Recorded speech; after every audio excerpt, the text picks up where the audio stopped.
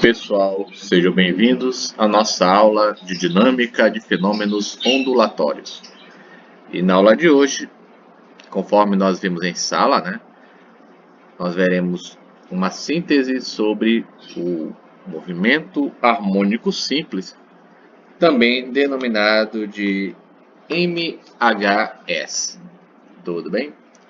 Então vamos para aquelas partes de conceitos iniciais, Primeiro, o que seria um MHS? O que seria um MHS? Bom, todo movimento harmônico simples, nós acabamos de falar aqui, todo movimento harmônico simples, ele é caracterizado por duas coisas, Ele é periódico e oscilatório.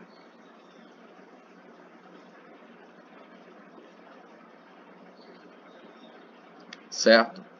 Quando a gente fala esse termo harmônico, conforme nós já vimos em sala, vem do fato de que as funções horárias elas são senoidais ou são cossenoidais, E na trigonometria a gente viu que a gente dá o nome para isso daí de funções harmônicas, tá certo?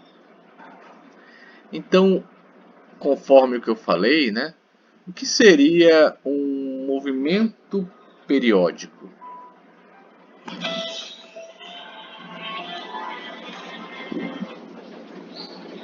O que seria um movimento periódico?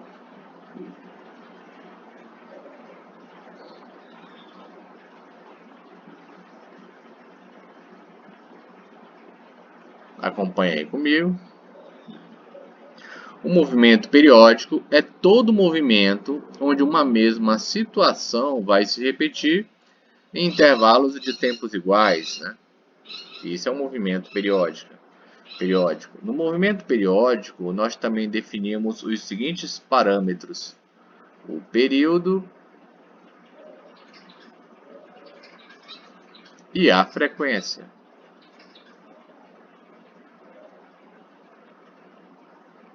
O período e a frequência. O que seria o período?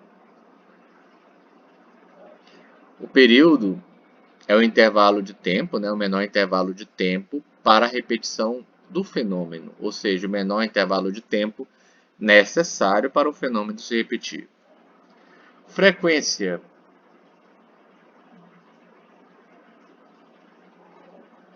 A frequência é o número de vezes, que o fenômeno se repete na unidade de tempo. Então, a gente tem a relação dessa equação, F por T é igual a 1. Período é o inverso da frequência e frequência é o inverso do período. Tudo bem?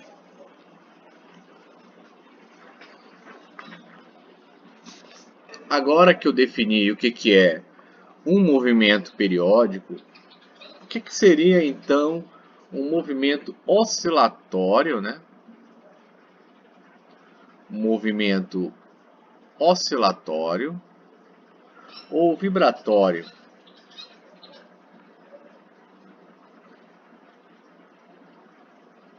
O que seria um movimento oscilatório ou vibratório? A gente pode conceituar da seguinte forma, Todo movimento de vai e vem realizado simetricamente em torno de um ponto de equilíbrio, Quando eu falo ponto de equilíbrio, Quando eu falo ponto de equilíbrio, ele vai corresponder a um ponto de oscilação ou vibração nula, Eu vou citar aqui dois exemplos para vocês poderem visualizar melhor. Primeiro exemplo, Inclusive foi dado em sala isso daqui, Você tem aqui um pêndulo, Aqui está o pêndulo, E aqui as suas possíveis trajetórias,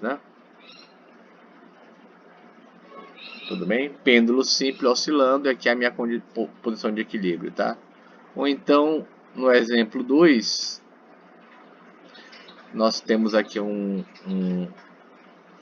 eixo, né, vertical. Eu vou ter uma barra, né, e as suas oscilações, oscilando, né, nesse espaço aqui, ó. Tá certo? Então, o ponto de equilíbrio ele vai corresponder ao ponto de oscilação, né, ou vibração nula, né? Então, o pêndulo simples que eu acabei de falar aí para vocês, né, ou essa barra de ferro rígida aqui vibrando, né, eles representam esse tipo de movimento, tá? Então, através do pêndulo simples, que nós já abordamos, já vimos em sala, né, nós podemos estudar alguns conceitos que são elementares para o entendimento do MHS. Tudo bem? Prosseguindo. O que seria o pêndulo simples?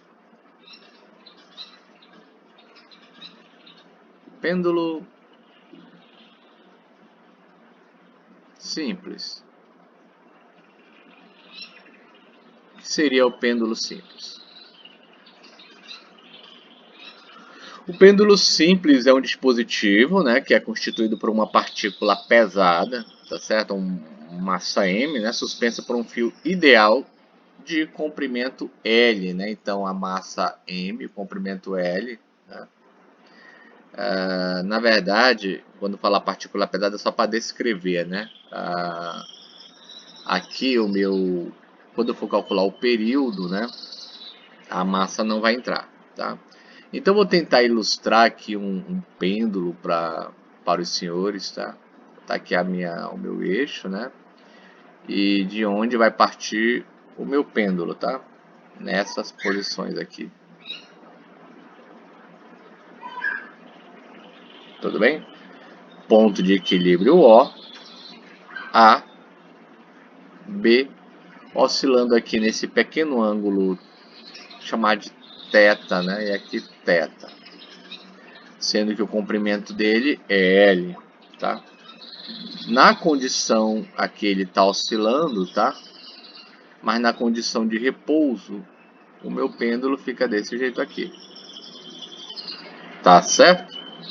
Então, num determinado local, né, quando a gente despreza as forças dissipativas, né, como a resistência do ar, né, o corpo pendular, né, quando ele é movimentado, ele vai oscilar, né, oscilar simetricamente, tá, em torno da posição de equilíbrio, tudo bem?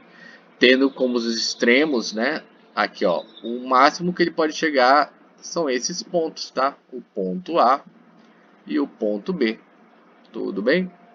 O movimento do pêndulo ele é periódico, né? E esse ângulo θ aqui, tá? Esse ângulo θ que eu falei antes, ele vai ser a minha própria amplitude do pêndulo, tá? Esse ângulo ele é formado pelo alongamento máximo do fio, né? Esse fio aqui é onde tem a conexão, tá? Com o meu corpo, tá? Esse corpo de massa, né? Esse corpo aí suspenso.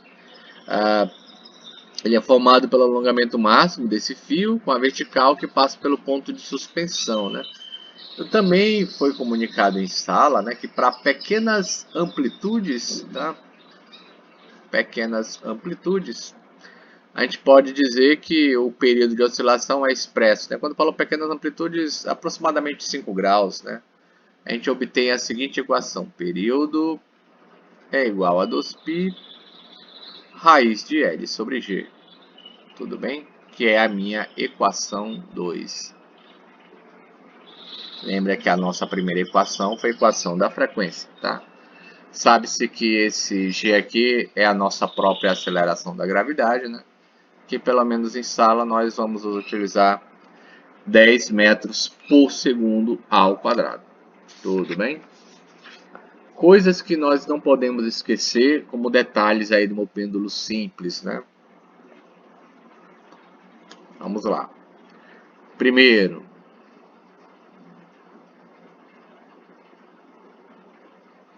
observação. O período de um pêndulo simples, tá, pessoal, ele só vai depender do comprimento do fio e da aceleração da gravidade, né?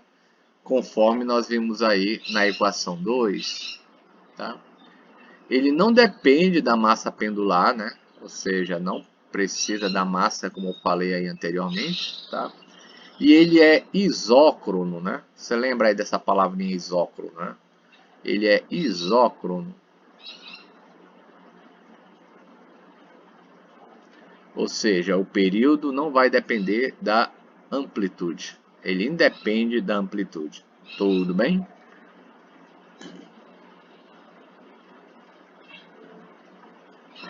Agora nós vamos, né, para a segunda parte do nosso estudo, denominado o oscilador harmônico. Vou chamar aí de 1.2, o oscilador harmônico. Tudo bem? Oscilador harmônico. Bom, de uma forma geral, né, a gente estuda uma partícula realizando um MHS, já conceituado anteriormente, né? Um MHS no oscilador harmônico, tá? Que eu vou fazer uma ilustração dele aqui, tudo bem? Vamos fazer de conta aqui o meu oscilador, tá? É isso aí mesmo, tá? Então eu vou ter uma mola, né? Aí fixa essa mola um corpo.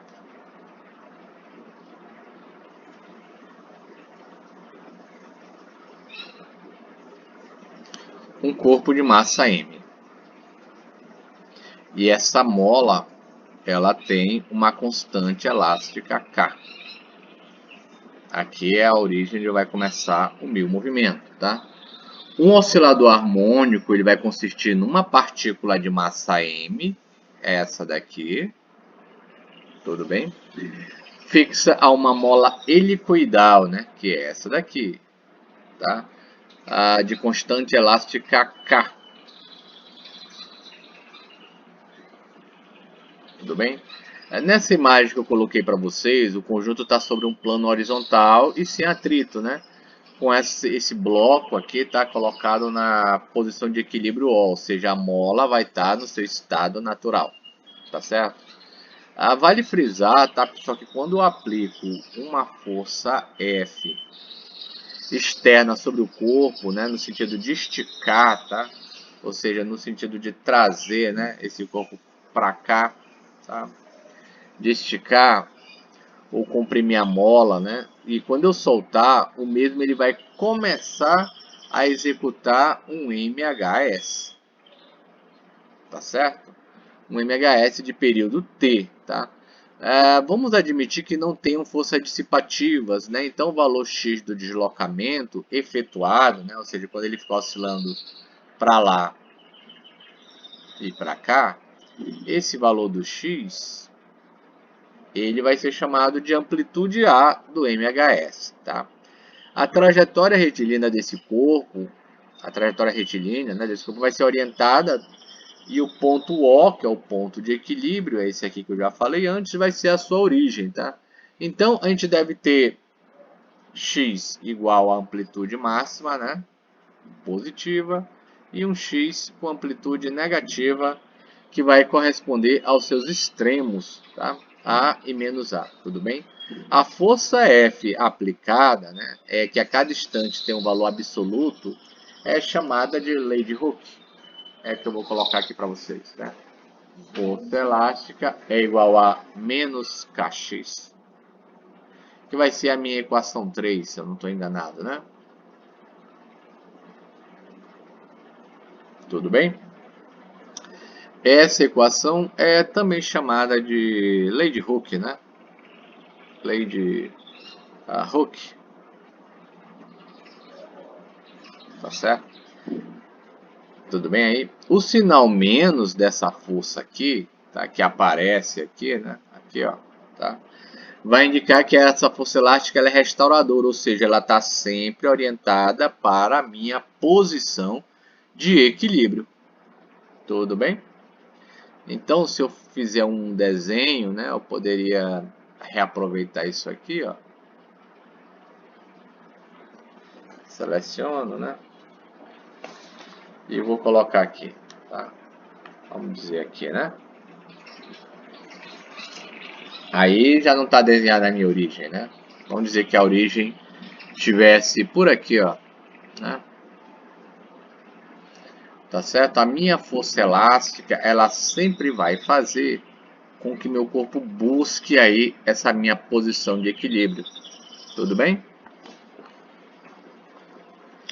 A gente pode verificar, né, que na posição de equilíbrio, ou seja, a posição onde x é igual a zero, tá? X é igual a zero, a força elástica ela é nula, né? Óbvio, tá? Força elástica é nula. E nos extremos A e B, ela vai assumir o valor máximo, né? De tal forma que a minha força elástica é igual a, né, o módulo da minha força elástica, tá? Eu vou ter da segunda lei de Newton, né?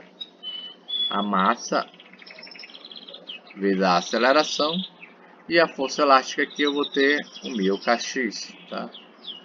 É claro que se eu tirar do módulo eu tenho menos kx, tá? Fazendo aí as minhas devidas observações, tá? Eu vou ter que a minha massa, né, vezes a minha aceleração vai ser igual a menos kx, logo a minha aceleração, né, que é o meu x ponto, é menos kx sobre a minha massa m, a minha equação 4. Tudo bem? 4. Essa equação 4, tá? É a aceleração escalar instantânea, tá bom? Essa é aqui, né? A minha aceleração escalar instantânea, tudo bem? De uma partícula que descreve um movimento harmônico simples nesse eixo aí, x. Tudo bem? A gente também pode fazer a análise da energia, né, do MHS, mas isso daí já foi feito em sala. Tudo bem? Vamos agora analisar a energia do oscilador harmônico. Vou chamar de 1.3. Vamos lá. 1.3.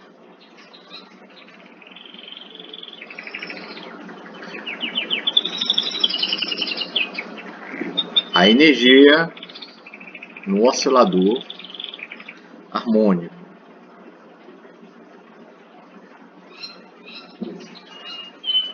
Tá certo? Bom, quando a gente tem um sistema, né, como eu falei ali do oscilador harmônico, que eu vou reproduzir ele aqui mais uma vez.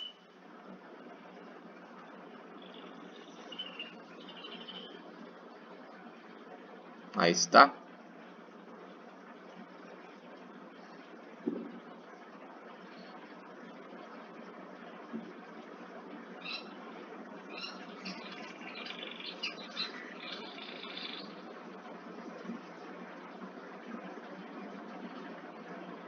Tá aqui meu oscilador, né? Então, tendo um sistema massa-mola desse aí que eu desenhei, tá? Pelo princípio da conservação, né, da energia, pelo princípio lá da conservação da energia, a gente sabe que a energia mecânica total é a soma das energias cinéticas e da energia potencial, não é isso? Posso escrever assim, né? Energia mecânica vai ser a somatória dessas minhas energias, né? Vai ser a energia cinética mais a energia potencial, que seria a minha equação 5. Confere. Também poderia escrever assim, né? Energia mecânica é igual a energia cinética mais energia potencial, né? E também é a mesma coisa. Tá certo? Só que nós sabemos que a energia cinética, a energia do movimento, ela é dada por essa equação aqui, né? Metade, né? 2mv ao quadrado. E a energia potencial relativa à mola, né? Vai ser a metade, né? De kx ao quadrado. Tudo bem? Esse kx ao quadrado é a expressão da energia potencial elástica, né? Essa daqui, tá? Energia potencial elástica, que está relacionada à posição de um corpo, né? Ou seja, ela é igual ao trabalho da força elástica para deslocar o corpo da posição x ao ponto de equilíbrio, né? Ou seja, você lembra lá de trabalho, né? Quando você estudou em outras físicas, que é a força pelo deslocamento. Tudo bem? Certo? Então a gente vai fazer uma ilustração, né? Uma partícula de massa m presa a uma mola constante, e ela vai realizar um MHS de amplitude A com extremos A e B, tá? Então, reaproveitando esse desenho aqui, né? Fazendo de uma forma bem... Vamos ver aqui, né? Vou pegar isso aqui.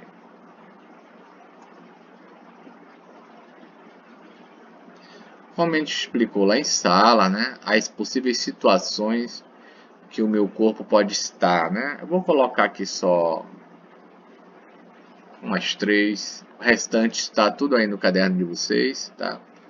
Ó, origem. E aqui é a minha elongação máxima, amplitude. O máximo de compressão, menos A, tá? Para essa minha situação, que eu vou chamar de situação 1, o meu objeto está parado e a minha energia mecânica para essa situação, a energia mecânica, sempre é a energia cinética mais a energia potencial. Mas devido a essa situação que eu falei de que ele está parado, né? Então a minha energia mecânica na extremidade é puramente potencial, dada aí por essa equação, né? Kx ao quadrado por 2, ou seja, Ka ao quadrado por 2. Tudo bem? Tá certo? Quando o meu objeto começar a voltar, digamos que agora ele está voltando para a origem, né? Tá por aqui, ó. Nessa situação que eu vou chamar de 2. Nessa situação, a minha energia mecânica, ela tanto vai ter a parcela cinética quanto a parcela potencial. Tudo bem? Certo? Quando o meu corpo estiver justamente aqui na origem, bem na origem, né? Estiver aqui na origem, o que vai acontecer? Essa situação que eu vou chamar de 3, né? Nessa situação 3, não há, né, a minha abscissa. A minha abscissa vai ser 0. Então a minha energia é totalmente cinética, né? Aqui na minha origem, tá? Então a energia mecânica vai ser a minha energia cinética, que é a metade de mv ao quadrado por 2. Tudo bem?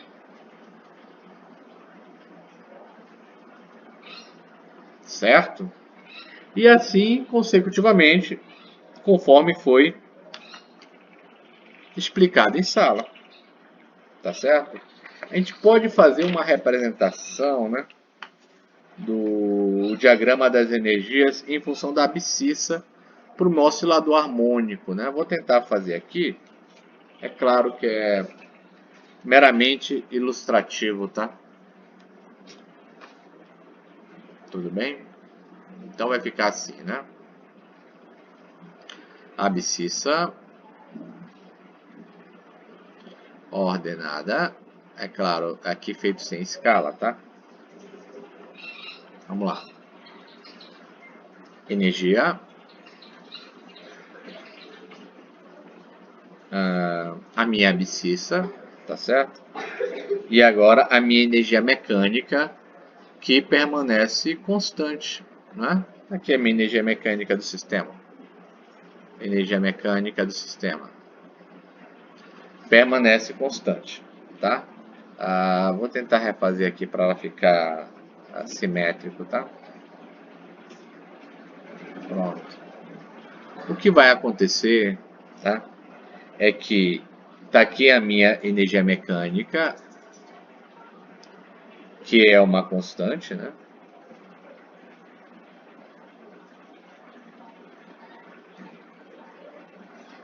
E aqui vai estar a minha energia cinética.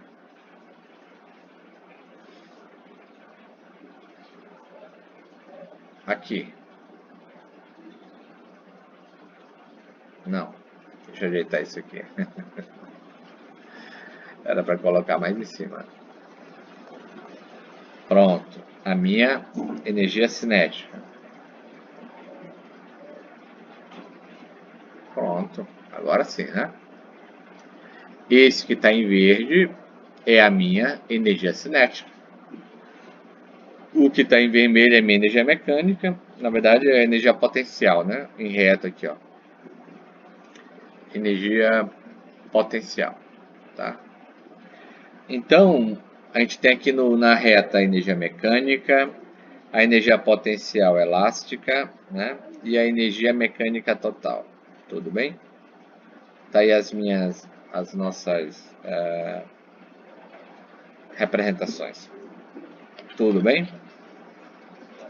Outra parte que nós falamos também, eu vou chamar de 1.4,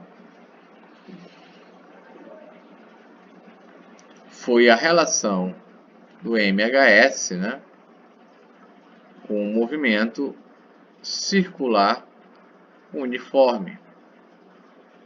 Tudo bem?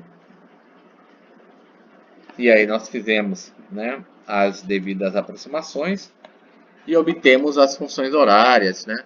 O movimento harmônico simples, que é o MHS, ele está relacionado com o movimento circular uniforme da seguinte forma, né?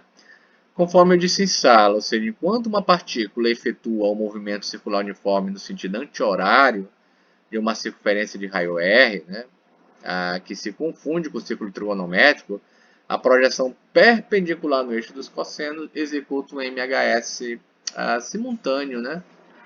Do jeito que eu fiz em sala, tá, pessoal? Eu vou tentar aqui representar para vocês, né? É como se fosse isso aqui, né? Tá certo? Aqui o eixo dos cossenos, tá? E o meu corpo, ele vai descrever, né, um movimento circular uniforme nesse sentido aqui, né? Prosseguindo, prosseguindo, prosseguindo, prosseguindo. Tá certo? A sombra dessa minha partícula que descreve um movimento circular uniforme é uma partícula virtual que vai executar um MHS. Então, para lá e para cá. Então, enquanto a trajetória do MCU é aqui, a do MHS é para cá, para cá, para cá, para cá, que é a minha sombra. Tudo bem? Tá certo?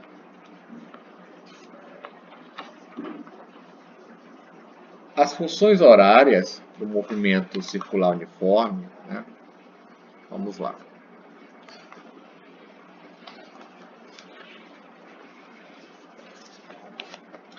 Funções horárias, né? Funções horárias do movimento circular uniforme.